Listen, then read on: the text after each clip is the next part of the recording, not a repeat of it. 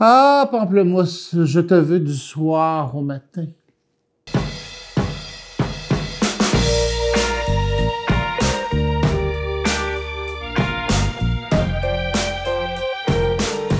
Bonjour tout le monde, cette semaine, on cuisine mon agrume préféré, le pamplemousse rose. On le connaît tous, on s'en sert souvent au déjeuner, mais cette semaine, ça va être le fun. On va s'en servir pour toutes les heures de repas. On va s'en servir autant en entrée qu'en dessert. La première recette qu'on va faire avec ce fameux pamplemousse-là, c'est un tartare de pétanque et de pamplemousse rose. En second lieu, je vais vous préparer une recette que ça fait des 1000 fois que je prépare en tant que traiteur. C'est des pamplemousses aux crevettes. Vous allez voir, une recette pas compliquée, mais toujours bonne, fraîche, toujours attrayante. C'est toujours un succès avec les gens. La troisième recette, c'est une roulade de lasagne aux épinards avec du crabe à l'intérieur. Le crabe et du pamplemousse rose, évidemment. Le crabe, on s'en sert peut-être un peu moins souvent. C'est pour ça que je voulais vous démontrer qu'on peut utiliser le crabe à autre chose que de le tremper là, dans du beurre à l'ail, exemple. Et la quatrième recette, celle-là est vraiment novatrice. C'est une belle petite composition que j'ai faite. C'est une tarte au pamplemousse rose. Vous allez voir, c'est pas piqué des verres. On commence avec la première recette, le tartare de pétanque au pamplemousse. Ce que ça prend pour le faire, ben vous aurez deviné, ça nous prend des pétanques, ça nous prend des suprêmes de pamplemousse rose, mais vous savez qu'on peut toujours prendre un pamplemousse et puis le défaire, le faire en suprême, mais comme c'est expressément à cuisine, alors vous savez très bien que les suprêmes de pamplemousse existent déjà tout fait mécaniquement, alors pourquoi pas en profiter. Donc j'ai mes pamplemousses roses. Ça va nous prendre de la mayonnaise. Ça va nous prendre du zeste de pamplemousse. On va mettre un peu d'herbe à l'intérieur. On va mettre des feuilles de céleri. Puis on va mettre du persil, de la ciboulette. Et pour le puncher un peu, on va mettre un peu de piment fort. Vous savez, les fameux piments qu'on a à la maison, tous là, les piments hot dog que j'appelle, sont toujours pratiques. C'est toujours le fun à utiliser. Et puis on va finir avec un petit peu de fleur de sel sur le dessus. Donc, je commence ça tout de suite avec les pétanques. Quand on fait des tartares, on veut pas avoir une viande ou un poisson haché, on veut une viande ou un poisson découpé fin. OK?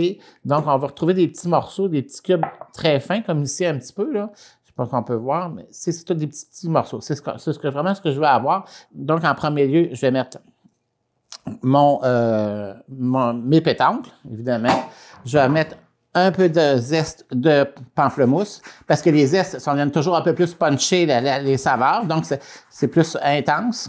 On va se mettre, moi j'aime bien, au lieu de mettre du céleri, on va mettre des feuilles de céleri, parce que les feuilles de céleri sont punchées, sont très fortes en saveur, puis ils donnent du goût.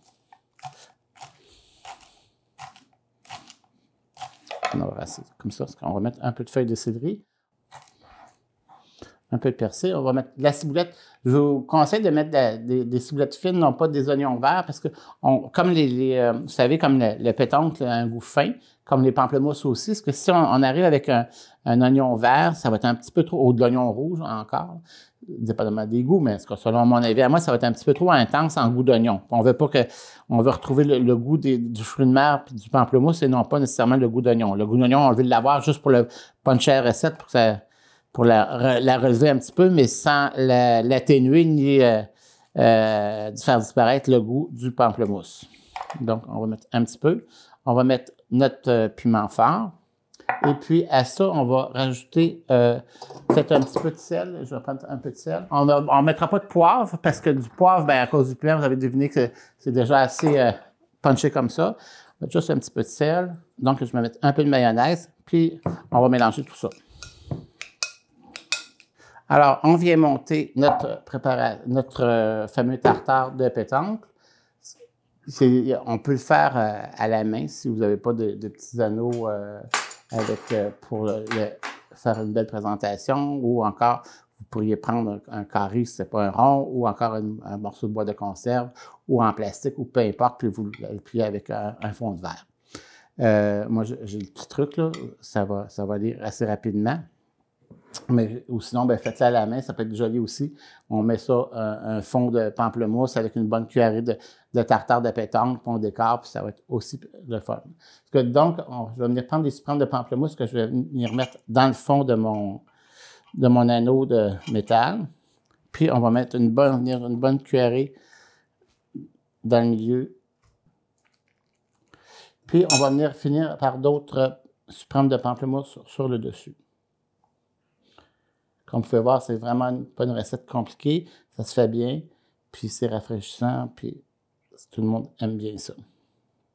Parce que je vais venir juste presser un peu, puis après ça, on est correct. On va venir retirer l'anneau. Donc, tout se tient, merveille. Et puis, sur le dessus, on peut venir garnir avec un suprême ou une belle feuille de céleri comme ça. On pourrait venir se faire un petit nœud avec la ciboulette. Ce qu'on prend, c'est qu'on vient prendre une tige de ciboulette, puis on vient faire un anneau, tout simplement comme ça, puis faire le petit nœud. On le reprend comme ça, puis on vient le lisser. Ça nous fait un petit nœud pour venir décorer nos petites préparations de fruits de mer ou de peu importe, là. Donc, c'est notre tartare de pétoncle au pamplemousse rose. On s'envoie à la deuxième recette.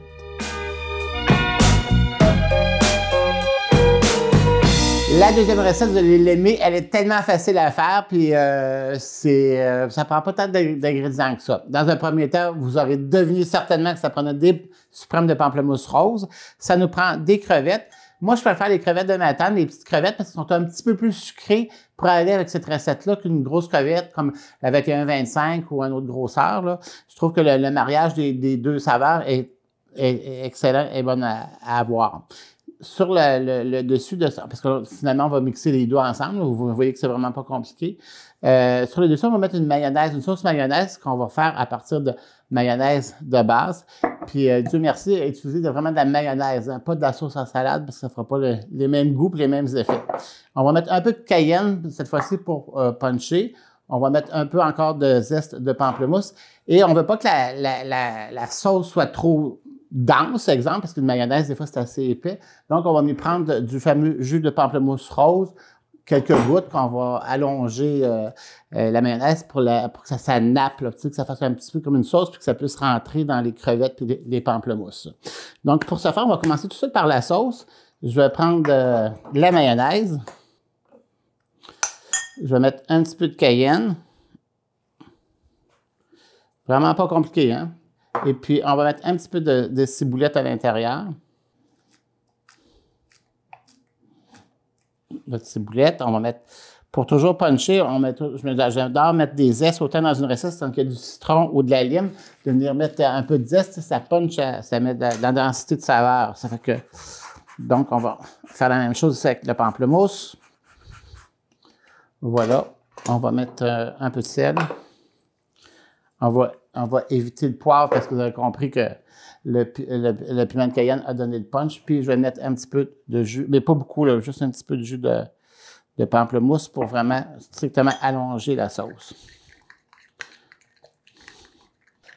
Bon, ça fait que quand on les prépare, on les prépare malheureusement à la dernière minute. Là. On ne peut pas préparer ça beaucoup d'avance, sauf peut-être la sauce mayonnaise.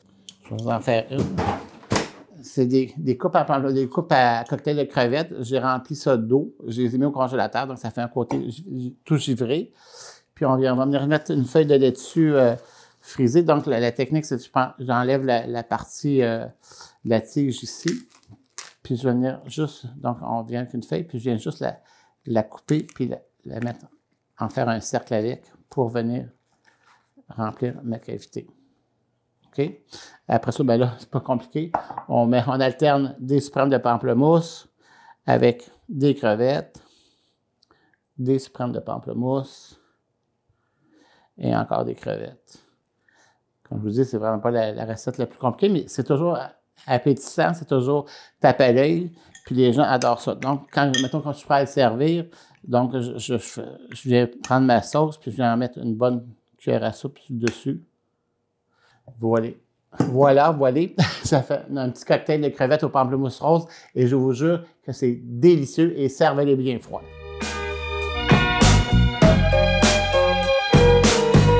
Ma troisième recette, un peu novatrice, ça fait une belle entrée ou ça peut faire un mets principal froid si vous en mettez 2 ou 3 dans une assiette. Là, par exemple, pour une saison chaude, ça peut être une alternative. Ce que ça prend pour faire la recette, bien évidemment, ça prend des feuilles de lasagne, mais pas les directs au four, les lasagnes traditionnelles qu'il faut vraiment faire cuire. Cette fois-ci, moi, j'ai pris celle aux épinards parce que je me disais, vous voyez déjà les couleurs, épinards, pamplemousse rose, crabe, donc ça va bien ressortir, la couleur va être intéressante. Mais si vous n'en avez pas aux épinards, il n'y a aucun problème. Vous pouvez prendre les blanches, ça va faire tout aussi un bel effet. Ça va nous prendre du crabe, ça va nous prendre des concombres épinés en petits dés, ça va nous prendre de l'avocat, et des suprêmes, évidemment. Et puis, on va mélanger ça, puis grosso modo, on va faire une mayonnaise pour lier tout ça ensemble. Quand le roulé va être fait dans l'assiette, on va le napper d'une vinaigrette. La vinaigrette, pas compliquée. Ça va nous prendre du jus de pamplemousse rose, évidemment. Ça va nous prendre de l'huile d'olive et ça va nous prendre de la moutarde à l'ancienne pour la puncher un peu. Et puis, c'est les poivres. Donc, je vais commencer tout de suite par faire la vinaigrette parce qu'elle sera faite. Puis, on n'aura pas besoin de se casser la tête. Donc, toujours la même chose. J'aime beaucoup les faire dans un pot parce que ça shape bien puis tout ça. Donc, je vais mettre mon huile d'olive et je vais mettre du jus de pamplemousse, la moutarde à l'ancienne, du sel. Et évidemment, on va mettre du poivre. Si vous aimez ça, vous auriez pu mettre le poivre concassé. C'est juste qu'il va paraître un petit peu plus, mais c'est toujours un succès.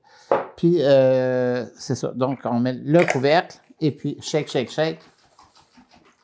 Puis, notre vinaigrette est prête. On aura juste à napper notre roulé tout à l'heure. On va mettre ça de côté. On va venir mettre le crabe. Je vais venir assécher comme il faut mon crabe. Comme ça. On voit que le crabe il est beaucoup plus sec puis il est plus dense. Tu sais, il se tient là. Puis quand je vais faire mon rouleau, ben, c'est sûr que je veux que ça se tienne. Donc ici, mon crabe, je ne vais pas faire un hachis de crabe non plus. Donc, je vais juste venir couper les plus grands morceaux parce que vous savez, les pattes de crabe, il y a des morceaux qui sont plus longs. Là. On va faire juste une petite coupe sommaire comme ça. Après ça, je vais venir mettre du concombre. Le concombre, c'est intéressant parce que le concombre, ça va venir rafraîchir l'effet de mayonnaise puis de pâte. On va mettre de l'avocat. L'avocat, c'est intéressant parce que ça vient enrichir la préparation. Donc, on les prépare d'avance. On met un petit peu de jus de citron ou du jus de lime, là, comme vous voulez. Puis, on va venir mettre mayonnaise. Encore là, je ne veux pas avoir une préparation qui dégouline. Donc, la mayonnaise, je vais mollo. Je vais mettre mon ketchup, ben, pas du ketchup, mais de la sauce chili, excusez-moi, que je vous ai expliqué tout à l'heure. On va venir mettre du zeste de pamplemousse. Puis, je vais venir ajouter un petit peu de ciboulette. Donc, ciboulette, si à la maison, vous aimez ça encore plus punché que ça, on aurait pu rajouter du piment, comme j'ai mis dans la première recette tantôt, ou du jalapeno à l'intérieur. En tout cas, vous pouvez varier un petit peu la recette, évidemment. On va mettre du sel, c'est sûr. Et puis, du poivre. Donc, ça nous fait une belle présentation. Ça sent vraiment bon. OK. Mais si vous avez remarqué, je ne mets pas mes suprêmes de pamplemousse dedans parce que je ne veux pas les défaire. Ce qu'on va faire pour monter le tout. Comme ça, je vais venir prendre de la préparation que je vais mettre tout le long.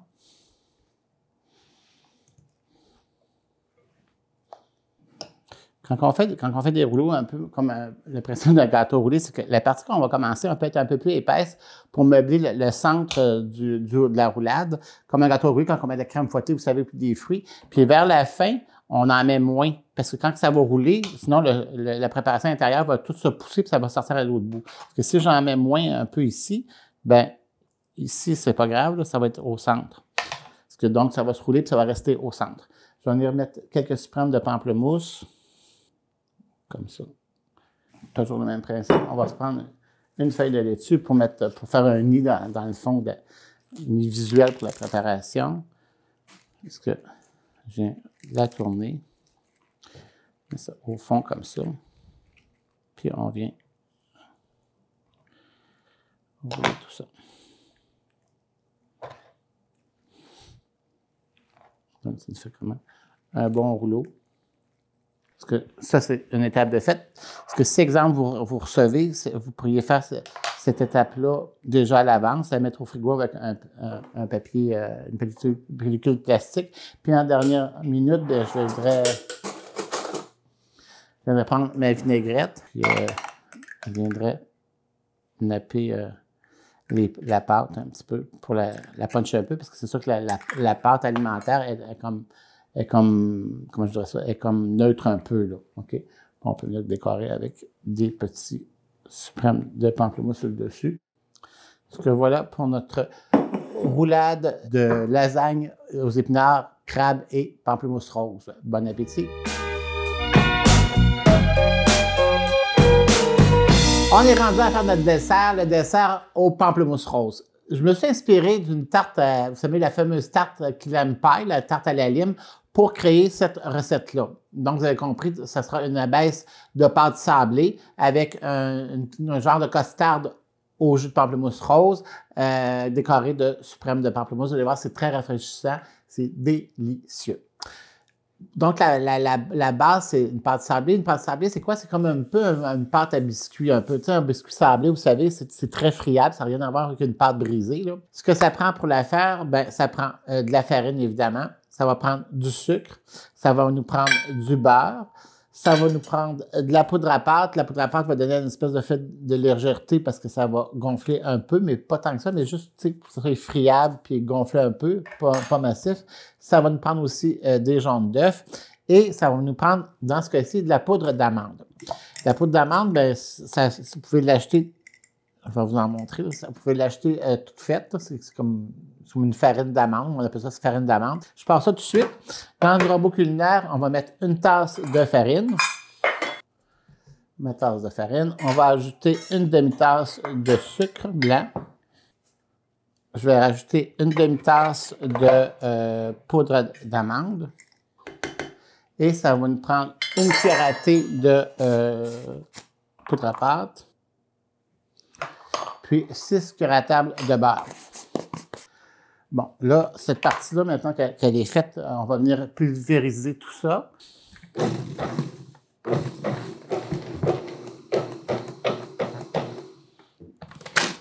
C'est pas tellement long, c'est déjà fait. Puis on peut voir à l'intérieur qu'il n'y a plus de beurre, là, OK? Il n'y a plus de morceaux de beurre du tout. C'est vraiment ce qu'on va avoir.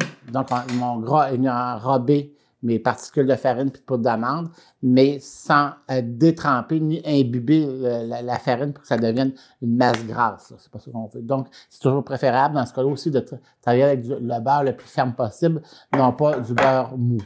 Peut-être température pièce, oui, mais sans qu'il soit mou. Vous savez, quand on fait des rôtis, là, c'est pas ce qu'on veut. On va venir acheter des jaunes d'œufs. Donc, ça prend 3 jaunes d'œufs. Je vais venir mettre mes blancs dans un pot pour réserver pour une autre recette à un moment donné.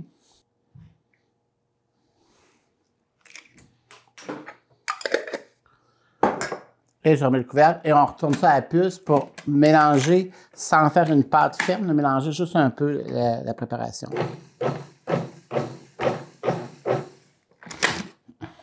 Je vais venir décoller ça un peu.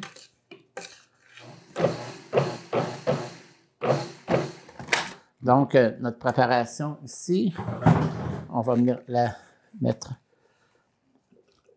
dans notre pâte. Puis ici, on va venir aplatir. On commence par faire les rebords de la pâte, la tarte. Comme vous pouvez voir, mes doigts laissent des marques, puis c'est pas vraiment ça ce que je veux avoir. Donc, pour faire un beau fond de tarte, je vais prendre un verre à bord droit. Vous voyez que mon fond est plat, puis le côté est vraiment droit. Donc, avec ça, je vais venir aplatir, puis je vais venir faire le bord de la tarte. Une fois que c'est fait, on la cuit à 350, environ, je voudrais, 25 à 30 minutes.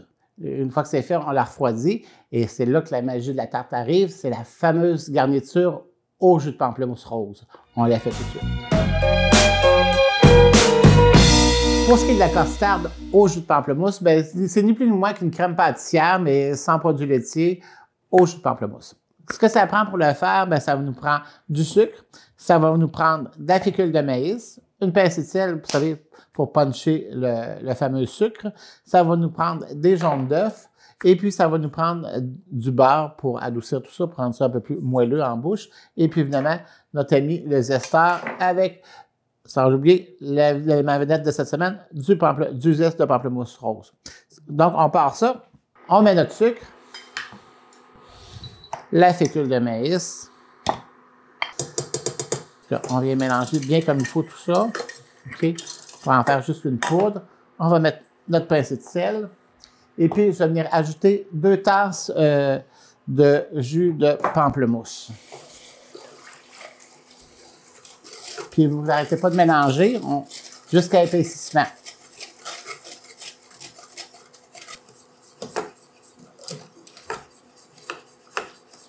On voit que notre mélange veut commencer à épaissir. Là, on brasse encore plus fermement pour éviter que ça colle au fond. On compte environ 1 minute, puis on arrête ça. Une fois que c'est 1 minute passée, on va mettre ça de côté, puis on va venir se casser des œufs. Donc, ça va prendre 3 jaunes d'œufs. J'ai mes blancs d'œufs de tout à l'heure que je vais mettre de côté. Je vais venir les ajouter avec. Alors, pourquoi qu'on met des œufs? C'est que à partir de la préparation ici qui a vraiment épaissi, là, on voit que c'est beaucoup plus épais, c'est que si on ne mettait pas d'œufs, la fécule de maïs, vous savez déjà, on a épaissi des sauces ou des préparations à fécule de maïs, puis des fois, en refroidissant, ça a tendance à se séparer, à se diviser, puis des fois à se liquéfier. Tandis qu'avec les œufs à l'intérieur, ce qui va faire en sorte que l'œuf va coaguler à travers la préparation. Et l'œuf, qu'est-ce que ça fait des œufs cuits? Des œufs cuits, bien, ça devient ferme puis ça se tient. Donc, c'est pour ça qu'on met les jaunes d'œufs. Donc, on va venir réchauffer légèrement. On va venir verser un petit peu de préparation, comme je viens d'expliquer, sur les jaunes d'œufs. Juste un petit peu pour les réchauffer. On brasse immédiatement. Donc, l'œuf va être moins froid. En étant moins froid, il ne cuira pas instantanément dans la préparation chaude. Après ça, on vient reverser ça tout de suite dans notre préparation chaude. Puis là, on mélange immédiatement. Je ne sais pas si vous pouvez voir, mais la préparation a changé un petit peu de couleur. Là. Il était clair, mais là, il y a une espèce d'opacité due aux œufs qui ont cuit. Donc, on va venir, parce que quand même, on ne veut pas manger des œufs crus, donc il faut venir quand même recuire tout ça. Donc, on va laisser ça bouillir à peu près une quarantaine de secondes, là, puis notre préparation va être prête. Puis vous allez voir sous l'effet du fouet, vous allez voir votre crème va épaissir, on va sentir que ça devient plus épais, là, plus opaque. Bon, ça c'est prêt, ça a assez bouilli. Donc, on retire ça. Une fois que c'est fait, avec ça, on va venir rajouter notre zeste de suprême de pamplemousse pour toujours puncher plus. Je ne le mets pas au début, le zeste, parce que je ne veux pas qu'il cuise, je veux qu'il garde son acidité, je veux qu'il garde sa couleur, je veux qu'il garde son intensité de saveur. Donc, notre zeste. Et puis, bien évidemment, vous comprendrez que pour que ça soit meilleur, on met un peu de beurre. Le beurre, ça va faire en sorte que ça va devenir moelleux, crémeux, onctueux, désirable. Parce que donc, on vient rajouter ça, puis on vient mélanger tout ça. Donc, on voit que notre beurre a tout fondu à travers la préparation. Et le beurre, en plus de donner le goût, la saveur, l'onctuosité, le beurre, en refroidissant, qu'est-ce que ça fait? Ça durcit. Donc, notre préparation va se raffermir encore plus. Maintenant, une fois que c'est fait, on la couvre pour éviter de faire une pellicule sur le dessus. La baisse est cuite. C'est sûr que je parle beaucoup. Je l'ai peut-être oublié un peu, mais ça va donner plus de saveur. Une fois qu'elle est cuite, on la laisse un peu refroidir. Une fois qu'elle est tempérée, température pièce, on vient mettre notre préparation de costarde au pamplemousse dedans. Ceci étant fait, là, ce qu'on va faire, on va la laisser tempérer. On la laisse température pièce quelques minutes comme ça. Puis une fois qu'elle va être plus refroidie, parce qu'on ne veut pas former une pellicule de costarde sur le dessus, tu sais, la petite croûte, là, c'est pas ça qu'on veut. Donc, je vais venir prendre des cure-dents comme ça, puis je vais venir en déposer autour, comme ça, puis je vais venir la couvrir d'une pellicule plastique. Mais évidemment, miracle de la télévision, j'en ai une de prête. On va voir la troisième étape. la tarte, une fois refroidie au frigidaire quelques heures, démoulée, ça nous donne ça. Maintenant, ce qu'on a à faire, c'est de prendre nos fameux suprêmes de pamplemousse puis venir garnir le pourtour de la tarte. Donc, vous allez voir, ça fait une tarte qui est vraiment fraîche, qui est vraiment rafraîchissante. Si, par contre, si vous voulez la mettre plus festive, si on veut, alors vous pourriez préparer une crème fouettée, mettre une couche de crème fouettée par-dessus, ou encore un yogourt grec très épais, là, qu'on pourrait venir prendre une couche puis venir appuyer nos suprêmes de pamplemousse. Donc, moi, je vais continuer de garnir ma tarte aux suprêmes de pamplemousse. Puis, une fois que c'est fait, ben, on fait notre résumé de la semaine. Comme on peut voir, du pamplemousse, ça ne sert pas juste pour le déjeuner. On a fait 4 belles recettes. La première, notre tartare de pétoncle au pamplemousse rose. N'oubliez pas qu'à la dernière minute, tout à l'heure, je ne l'ai pas mis parce qu'on met de la fleur de sel un petit peu sur le dessus. Quand on vient pour le servir, ça donne un petit côté croquant puis salé qu'on aime bien sous la dent. Parce que ça, c'est plus dernière minute. Quand vous le servirez, ben, vous pourrez faire ça. Mon petit cocktail de crevettes et pamplemousse, toujours frais, toujours bon, facile à faire, ça prend quelques minutes, puis ça a toujours un beau coup d'éclat. Puis notre fameuse roulade de lasagne avec au crabe. Alors le crabe, c'est toujours délicieux, c'est toujours sucré, vous connaissez ça un petit peu. Vous allez voir, c'est magique. Et pour moi, mon coup de cœur, mon grand coup de cœur, bien évidemment, vous savez que j'aime bien les desserts, la fameuse tarte au pamplemousse rose. Alors, je vous souhaite une bonne semaine, puis allez-y allègrement avec le pamplemousse. Gênez-vous pas, c'est bon pour la santé. Bye bye!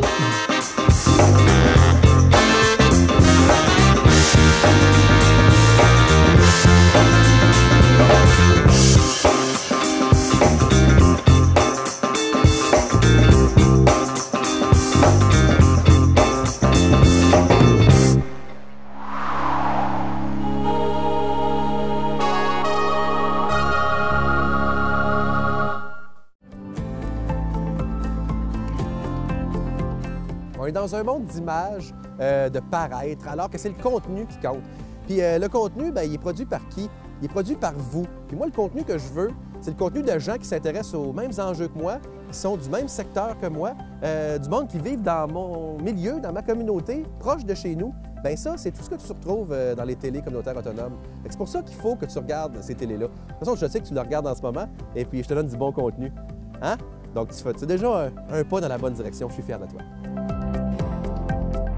C'est fini le temps où on s'abreuvait d'un journal qui a été écrit avant hier dans une grosse ville loin de chez nous. Non! On veut savoir ce qui se passe chez nous, des affaires qui nous intéressent, les enjeux locaux.